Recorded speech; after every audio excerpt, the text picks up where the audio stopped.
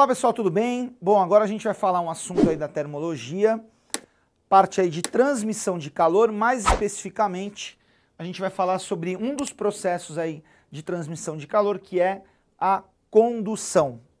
Bom, condução é transmissão de calor na qual o calor ele vai fluindo pelas moléculas de um meio material, ou seja, vamos pegar um exemplo.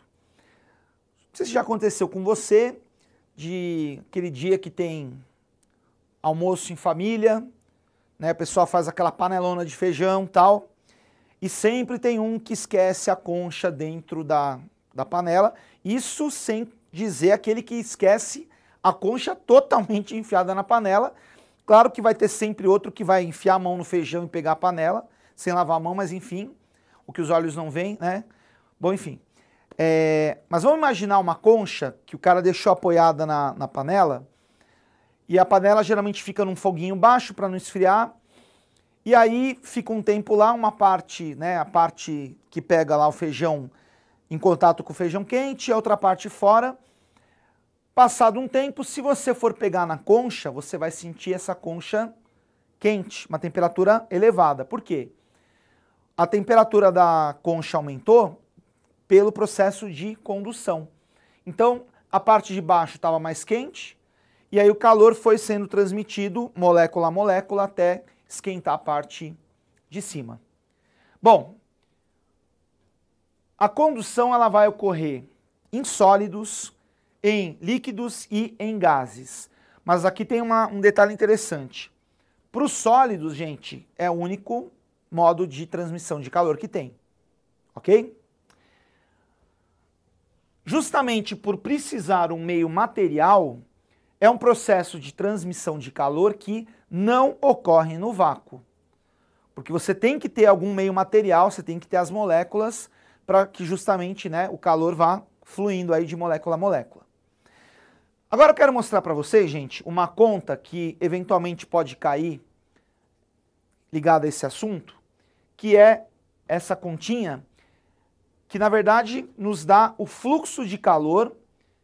Por exemplo, se você imaginar uma barra, pegar uma barra metálica, por exemplo, supondo que nessa extremidade você tem uma temperatura T1 constante e desse outro lado uma temperatura T2 constante também, você vai ter um calor fluindo da maior temperatura para menor temperatura. E a gente pode calcular esse fluxo de calor que a gente representa por essa letra grega, φ, que é uma bolinha cortada, no caso aqui é o nosso φ grego maiúsculo, como sendo a razão entre a quantidade de calor e o tempo. Então, fluxo é calor por tempo. Caloria, aqui segundo, caloria por segundo. Bom, a gente pode calcular esse fluxo de calor que está passando aqui ó, por essa barra, fazendo essa continha aqui, ó. K vezes A, que multiplica T1 menos T2, dividido por L. Então vamos lá, gente. O que seria o A? O K eu vou deixar por último, tá? O que seria esse A? A é a área da seção transversal, por exemplo, aqui da barra. Então, o que a gente conclui? Quanto maior a área que você corta, né, a barra, seção transversal que a gente chama, quanto maior essa área da seção transversal da barra, maior o fluxo de calor. Gente, faz sentido isso? Claro que faz. Imagina o calor passando por uma barra com área menor e com área maior. Quanto maior a área, maior o fluxo. T1 e T2 são as temperaturas que a gente considera nesse nosso modelo constantes de um extremo e de outro extremo. E o que a gente percebe? Que quanto maior é a diferença de temperaturas, o que acontece? Maior vai ser também o fluxo de calor. E também faz sentido isso. Agora a gente tem que tomar cuidado, porque é muito comum você encontrar isso aqui, escrito ΔT. E, gente, isso aqui não é exatamente um ΔT, porque um delta é uma variação final menos inicial. E aqui não existe um final e um inicial. Aqui você tem uma temperatura maior, uma temperatura menor, então cuidado com isso. Quanto maior a variação de temperatura, então, entre os dois extremos, maior o fluxo de calor. Esse L que está aqui embaixo nada mais é do que o próprio comprimento da barra.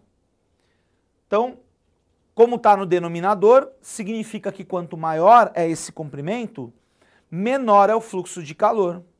E eu acho que faz sentido também, né? Porque é mais fácil atravessar o calor um comprimento menor do que um comprimento maior.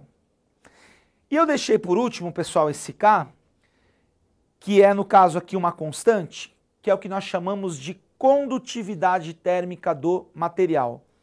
Gente, se você pegar barras de metais diferentes, o calor não vai fluir de modo igual, porque você tem materiais que são melhores condutores de calor e materiais que não são bons condutores de calor. Então agora eu queria dar alguns exemplos, porque eu acho que um jeito bem interessante dessa matéria ser cobrada numa prova, seja ela FUVEST, Unicamp, Enem, é o cara colocar uma situação do cotidiano e fazer perguntas relativas a isso. Então, vamos lá. Não sei se você já fez esse experimento,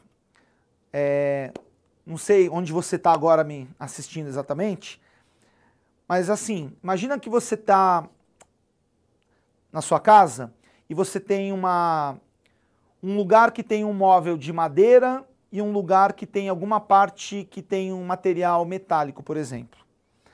Se você conseguir simultaneamente encostar uma mão, por exemplo, na madeira e a outra mão num objeto que está nessa sala já há um bom tempo, metálico, você vai encostar a mão e a gente tem uma sensação de que o metal parece que está a uma temperatura menor que a madeira.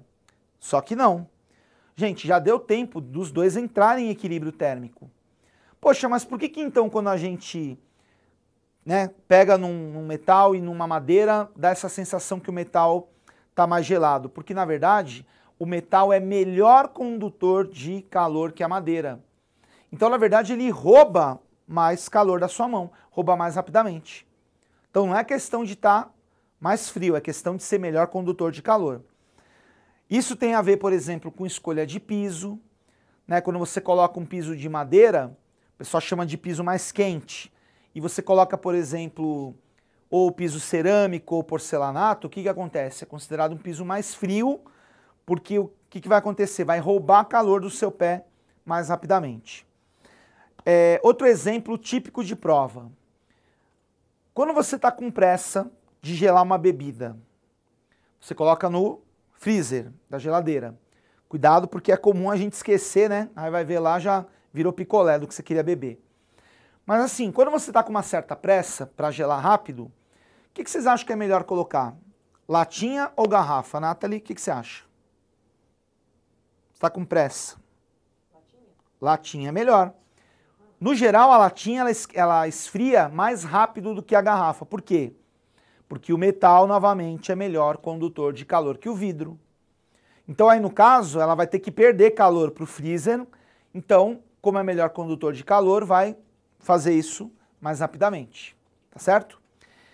Quer ver um outro exemplo também ligado a isso, gente? Cobertor. Cobertor esquenta, pessoal. Por favor, cobertor não esquenta. Cobertor não esquenta. O cobertor, ele é um isolante. Ele é um mau condutor de calor. Então, não é que o cobertor esquenta.